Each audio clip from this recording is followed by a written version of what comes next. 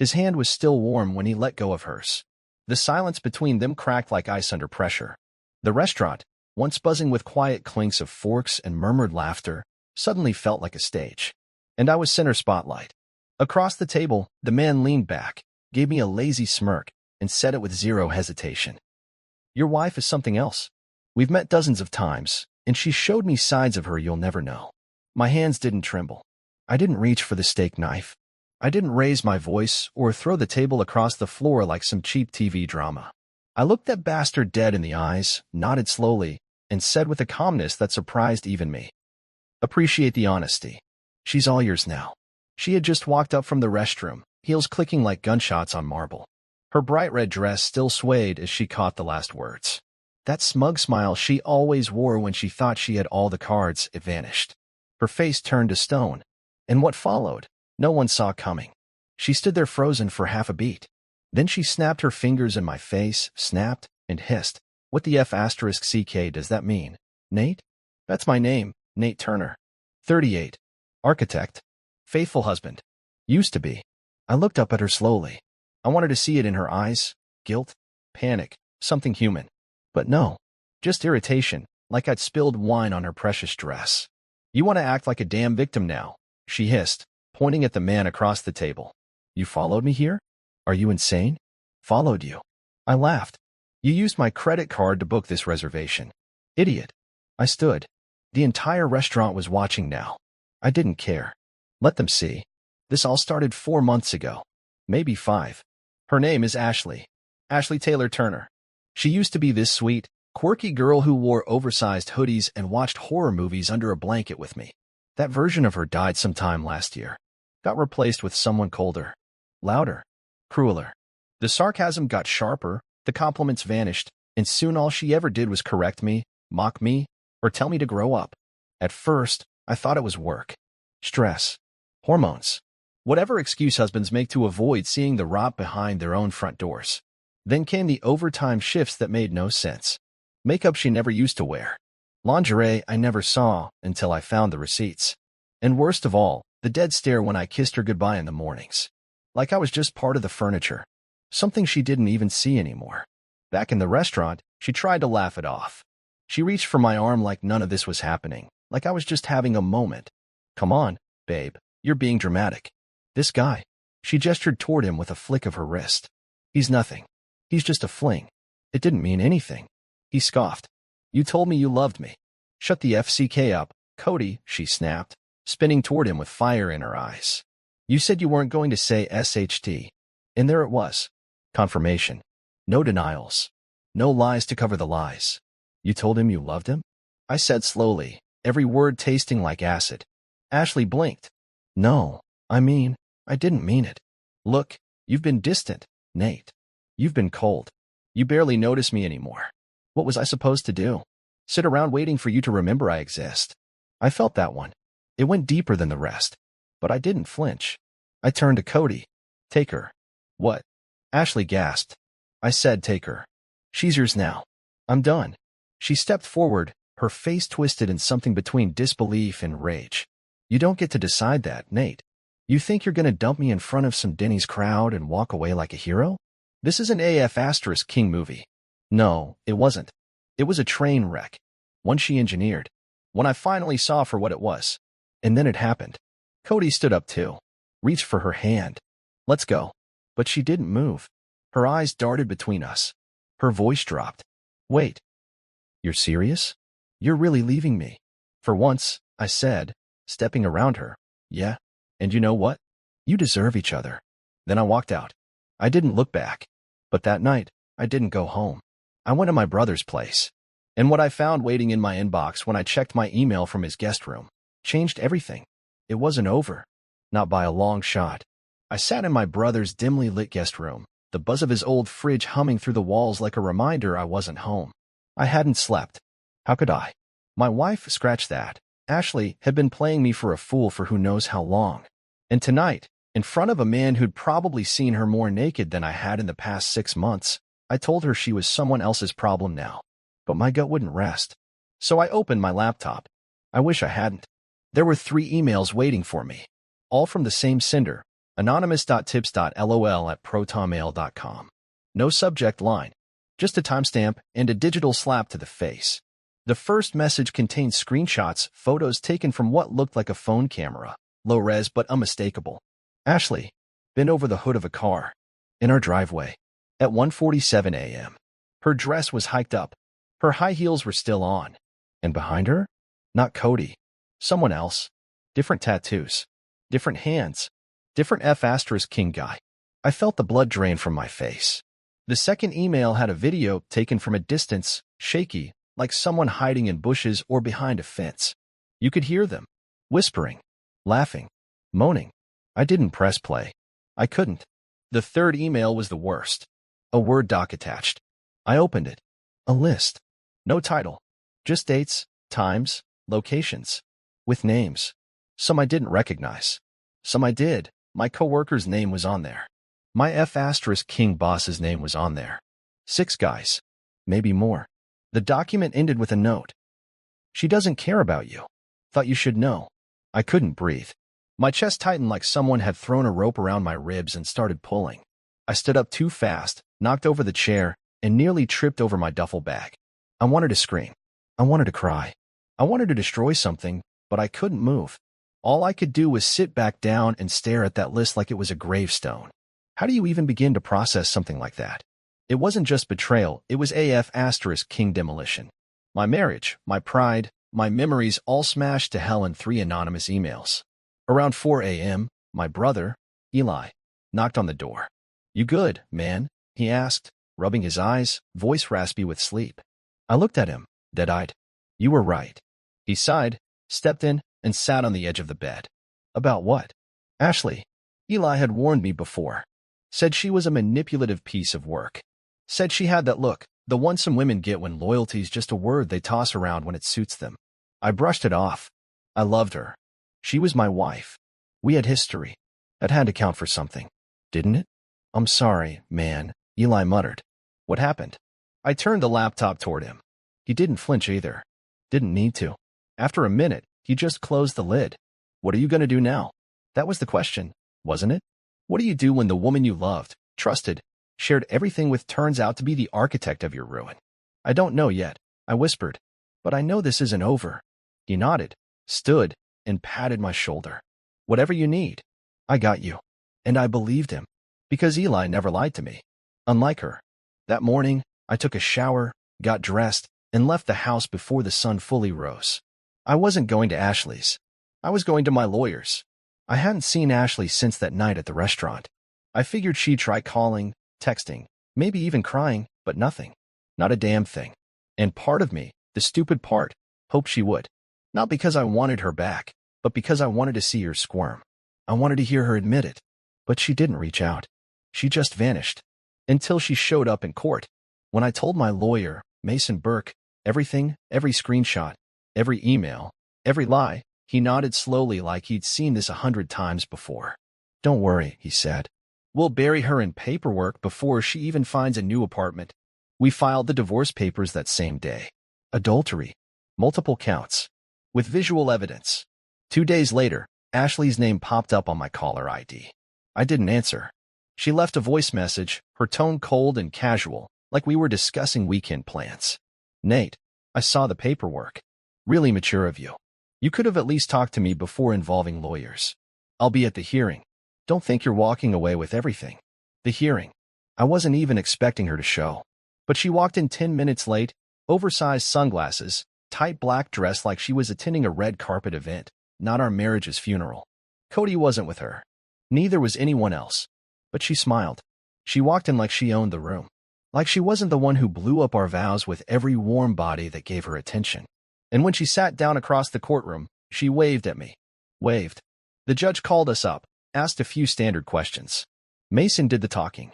Ashley brought her own lawyer, a woman named Clara James, slick and fake sweet with eyes like a wolf. They tried to spin it. Claimed I'd been emotionally unavailable, neglectful, focused too much on work. That Ashley had been lonely and unsupported. That her encounters were cries for attention, not infidelity. I nearly laughed out loud. Instead, I handed the judge a flash drive with the files from those emails. The list. The photos. The receipts. Mason introduced it with the cold efficiency of a man who'd seen every brand of betrayal. Ashley's smile twitched. Her lawyer objected, saying the material was unverified and potentially doctored. The judge leaned forward. Mrs. Turner, are you denying these are photos and communications between yourself and multiple men while you were married? Ashley didn't answer right away. Her jaw tightened. Then she said, I don't see how that's relevant to the division of property. That was the moment I knew. She had no shame, no regret, no guilt. She wasn't sorry. She was just pissed she'd been caught. After the session, we were dismissed to wait for the next hearing. I walked past her on my way out, and she reached for my arm.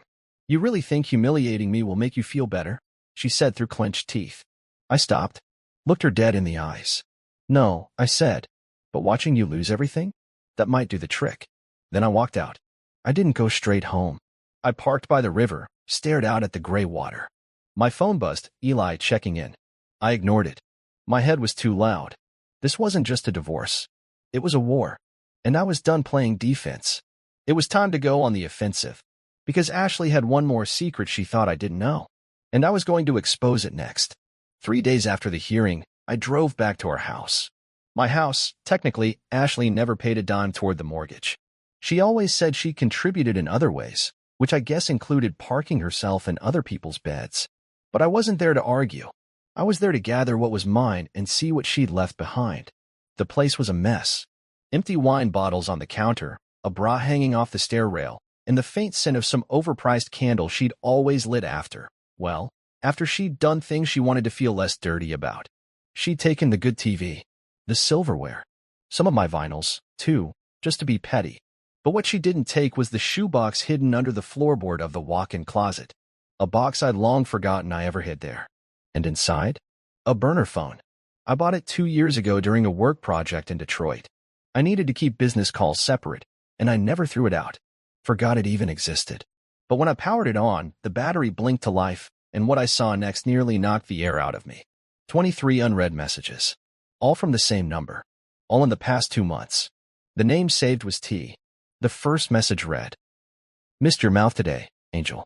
The next, still thinking about Saturday. You were wild. Send me a pic. And another, you free this weekend? My wife said her sister's again. Let's make the walls shake. It hit me like a brick. Ashley wasn't just cheating. She was someone's mistress. Some married man, T, had been sneaking around with her like she was the stolen dessert at the end of a boring dinner. I kept scrolling, rage boiling under my skin. Screenshots. Selfies. Voice notes where Ashley moaned his name. Not Cody's. Not anyone I knew. This was someone else entirely. And in one message, she said it. Nate's getting suspicious. I think I'll stage a fight and crash at my cousin's this weekend. That gives us 3 nights. Bring the good wine. I wanted to smash the phone into the wall. But I didn't. I screenshot everything. Forwarded it all to my email. Evidence. Firepower. Truth. But more than anything, I wanted to know who T was. I called Eli. Told him everything. He told me to bring the phone to him. Eli knows people. Ex-military. He's got friends who know how to dig. By the end of that night, we had a name, Travis Ellison. Local businessman. Owned 3 gyms in town. Married. 2 kids. Public Instagram with photos of him coaching Little League and holding his smiling wife like he wasn't hiding a monster behind that toothy grin. Ashley had been sleeping with a married father of 2. And he looked like the kind of man who'd kill to protect his reputation. The next day, I messaged Travis. No threats. No drama. Just this. I know about you and Ashley. I suggest we talk. Discreetly. Before your wife finds out the hard way. He didn't respond for hours. Then finally, I got a reply. Where? We met at an abandoned parking garage on the south side. Real spy movie stuff. He showed up in a Range Rover, hair slicked back, gold ring still on his finger. I stood there, arms crossed, as he stepped out. Nate Turner, he asked. I nodded. And then, without missing a beat, he said, Your wife is something else. We've met dozens of times, and she showed me sides of her you'll never know. That was it. That was the voice from the restaurant. The man who'd said it to me that night. I didn't flinch. Not this time. As Ashley walked up behind him, heels clicking, same red dress from before, I turned to him and said, Appreciate the honesty. She's all yours now. Her smile vanished. And what followed, no one saw coming. Ashley's smile died so fast it looked like someone cut the power behind her face. She wasn't expecting me. She sure as hell wasn't expecting him to be here with me. Travis, her secret lover, the married gym owner she thought was her golden ticket. And she definitely didn't expect me to play it this calmly. I watched her eyes dart from me to Travis, like her brain was glitching under pressure. Her mouth opened, but nothing came out at first, just air and guilt. What the F***CK is this? She finally spat, stepping between us like she was walking into a trap. Which she was. Travis just stood there, arms crossed, silent, his face blank like a poker player holding a losing hand. I answered, cool and steady. This is closure. She let out a dry laugh, but her voice cracked halfway through. What did you do, Nate? Are you seriously trying to ambush me with, what? Some therapy session in a damn parking garage. I didn't invite him, I said, nodding to Travis. He came here on his own. Thought we had some things to clear up. Ashley turned to him. Travis, what the hell are you doing? I told you not to talk to him. His jaw tightened. You lied to me. Said you were getting a divorce. She rolled her eyes. I am getting a divorce. He held up his phone, thumbed through something, then turned the screen to show her. You told me you weren't sleeping with anyone else. That I was the only one. You think I wouldn't dig? I didn't know what he had on that phone, but whatever it was, it knocked the color right out of her face. It wasn't like that, she stammered. Cut the crap, I snapped, stepping closer. You've been running around with every man who flashes you a smile. Cody was just the warm-up. Travis was your main course. But who the hell were the others, huh? The Uber driver? My coworker? Or were they just dessert? Her face twisted into a snarl. You don't get to judge me. You ignored me for months, Nate. You buried yourself in work and treated me like a damn roommate. What did you expect me to do, shrivel up and wait for your scraps? Travis stepped forward. You used me. Ashley spun to him, voice venomous. Oh, don't play the victim now. You were using me too. You loved having someone who didn't nag you about the kids or the bills. You loved it. He didn't deny it. But then came the moment none of us saw coming. A voice echoed from the shadows. She's right. You both loved it. We turned. A woman stepped out from behind a concrete pillar. Short, blonde, furious. It was Travis's wife. Ashley gasped. Rachel? Travis whispered, eyes wide. Rachel held up her phone, camera still recording. I followed him, she said, never breaking eye contact with her husband. He's been acting weird for weeks. And when I saw the message about a discreet meeting, I knew. I knew it was her. Again. Ashley took a step back like she was staring down a loaded gun. Rachel, please, don't. Slap. The sound echoed like thunder across the parking structure. Rachel didn't even hesitate. She smacked Ashley so hard, her earrings flew off.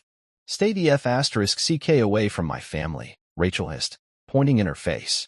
You're not just a whore, you're a parasite. Ashley clutched her cheek, eyes wet but still defiant. You think you didn't come to me? You think your perfect little husband wasn't begging me to? Shut up, I said, stepping between them. You've done enough. Rachel turned to me. I'm pressing charges. I nodded. Good. I'll testify. Travis stood still, mouth slightly open, as Rachel walked back to her car. She didn't even look at him. Ashley finally broke down. Nate, please. Don't let this get worse. We can talk, can't we? No, I said. You don't talk anymore. You lie, remember? She looked desperate now. Not because she loved me, but because the walls were closing in. I walked away. This wasn't just about divorce anymore. It was about revenge. And the next move would ruin her. I didn't sleep that night. Again. Every time I closed my eyes, I saw Ashley's face, first smug, then furious, and finally panicked. That last look gave me something close to satisfaction. But it wasn't enough. Not after everything she'd done. Not after she looked me in the eye and lied, over and over. Not after she played victim, manipulated two families, and wore her betrayal like perfume. I wanted her to feel it. Not just the consequences. The humiliation. I opened my laptop. Inside that email with the list of names, the anonymous one, there was something I hadn't paid attention to before. A Dropbox link. I clicked it. Hundreds of files. Videos. Screenshots. Audio recordings. All Ashley. Some files were labeled by name. Others by date. One folder caught my eye. Hotel cam footage, room 419. I didn't open the video. I didn't need to. But I downloaded everything. And then I called someone I hadn't spoken to in years, Jordan Klein. He and I went to college together. Now he ran a pretty popular YouTube channel that specialized in exposés, cheaters, scammers, fake gurus. His channel had over 2 million subscribers. His motto? We don't cancel people. We just introduce them to the truth. I sent him a message. You want a real story? I've got footage, names, timelines, and a web of lies that'll make your head spin. It's about a woman who destroyed 5 lives pretending to be loyal. I'll give you everything, no filters. Just protect my identity. He replied in 5 minutes. Call me. We talked for 2 hours. I gave him the outline, the players, the lies, the footage, the married man, the parking garage showdown, even the slap. He didn't believe it at first, but once I dropped the folder link in his inbox, he stopped talking. 15 minutes later, he said, This is gold. Like, insane. Are you sure you want this public? Her name stays in. Mine stays out. Deal. I could hear the grin through the phone.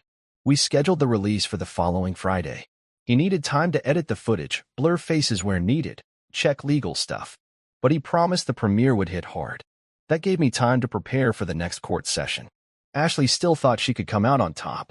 She'd already submitted a claim for alimony, claimed I'd emotionally abandoned her and that she had nowhere to go. The audacity of that woman was enough to make a priest curse. Mason, my lawyer, nearly spit out his coffee when he saw the documents. She wants how much per month? $5,000, I said. He blinked. She thinks adultery plus public humiliation equals a paycheck? She thinks she's invincible. Mason smiled. Let's fix that. The next day, I filed a motion to include her other activities as grounds to deny spousal support, along with a protective order to stop her from stepping foot in my house, my office, or anywhere near me. When Ashley got served the new papers, she showed up outside my workplace screaming like a banshee. I didn't go down to see her, but my assistant filmed everything from the 3rd floor. She screamed about revenge, about, how could you do this, about, you're nothing without me. Security escorted her out. 2 days later, the video dropped. Jordan's channel released the expose titled, The Woman Who Played 5 Men and Got Caught on Camera. It opened with Ashley laughing, pouring wine in a hotel room. It ended with a voiceover of her saying, My husband? He's too dumb to ever figure this out. Comments flooded in. Thousands. People were tagging her socials. Her Instagram went private. Then it disappeared completely. Travis's wife posted a TikTok confirming the story. It hit 4 million views overnight. People were making memes of Ashley's face. She wasn't just exposed. She was destroyed. I didn't smile. I didn't dance around the room. I just sat back in my chair and exhaled. For the first time in weeks. But it wasn't over yet. Because Ashley? She had one last trick up her sleeve. Just when I thought Ashley had been silenced, she came roaring back like a snake with its head half cut, wounded, desperate, and more dangerous than ever. It started with a letter. Not an email. Not a voicemail. A handwritten letter, folded in a pink envelope with my name and that familiar cursive I once thought was cute. It arrived at my office. My assistant dropped it on my desk, half smirking. She knew exactly who it was from. I opened it, expecting apologies, maybe some gaslighting. What I got was worse. If you think your little YouTube stunt was clever, think again. You forget I know things too. Things about you. About your finances. About your business partners. Keep pushing me, Nate, and you'll regret it. You want to ruin my life? I'll make sure you never rebuild yours. It ended with a lipstick kiss. She was unraveling, but still playing dirty.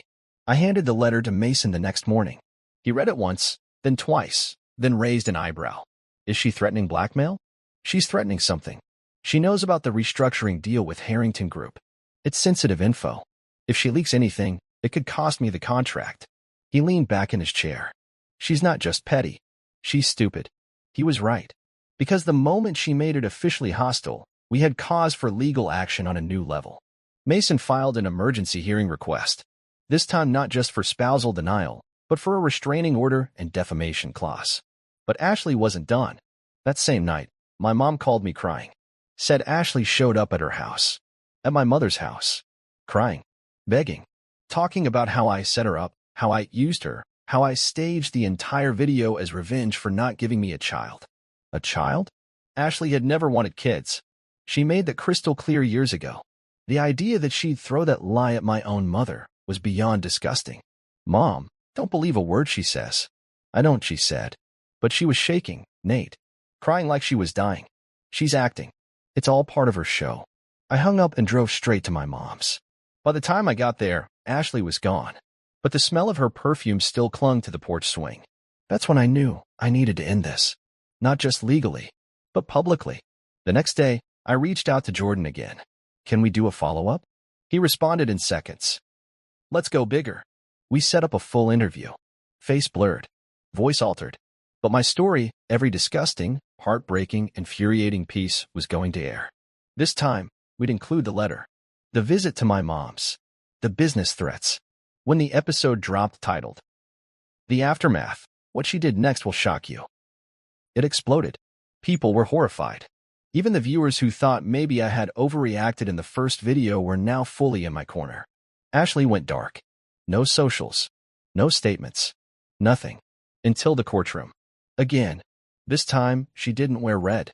She came in all black. Tight bun. No makeup.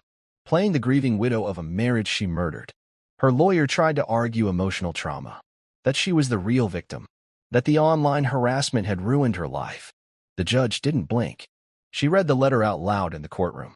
Then she asked Ashley, "Did you write this?" Ashley stayed quiet. Mrs. Turner, yes or no? Ashley finally whispered, yes. And that was it. Restraining order, granted.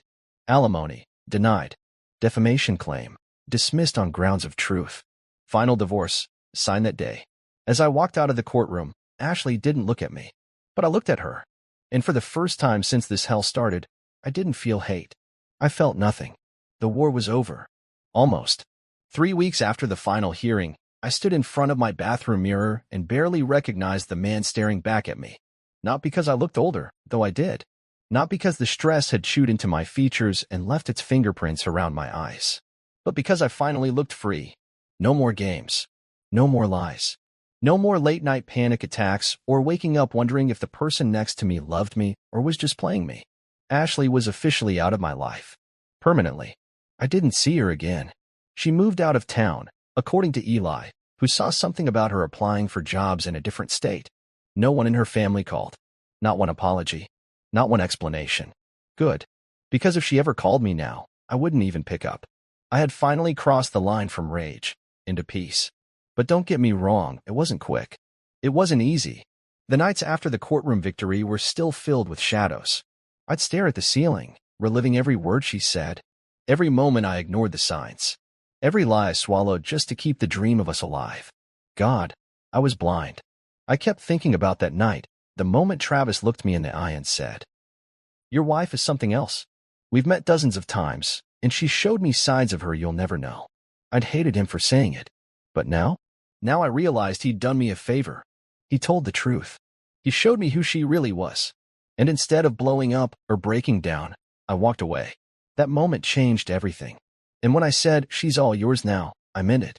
She wasn't mine anymore. Not the woman I married. Not the woman who took vows and whispered forever. That version of her died a long time ago. All that remained was a shadow in red heels and a poisonous smile. But I survived her. And more than that, I rebuilt. The interview with Jordan went viral. Over 20 million views in the first month. And no, I didn't do it for fame. I did it because men like me rarely get to speak without being laughed off. We're told to man up, to get over it, to deal with it quietly. I refused to stay quiet. And thousands of messages poured in. Men, women, even teens. All thanking me for sharing the truth. No filters, no pretending. It reminded me of something simple. Pain only wins if you hide it. Today, I live alone. And for the first time in years, I'm okay with that. I wake up in a bed I paid for. In a house I built. With no one pretending, no one lying beside me, no one sneaking out to meet strangers while I worked late to afford vacations we never took. My brother and I hang out more. I reconnected with friends I'd neglected while drowning in Ashley's chaos. And sometimes, I even laugh again. Real laughter. The kind that doesn't have bitterness trapped behind it. Do I believe in love again? Honestly, maybe. But if it ever happens again, it'll be real. No more chasing red flags and calling them roses. No more falling for fake tears and twisted stories. I know better now. So if someone's reading this, maybe you're in it right now. Maybe your partner's lying, gaslighting, cheating while smiling in your face. Leave. Not because they don't deserve you, but because you deserve peace. You deserve mornings without doubt. Nights without checking their phone. You deserve love that isn't a performance or a manipulation. Take it from me. I walked through hell and came out clean. Ashley? She'll keep doing what she does. But me? I'm finally free.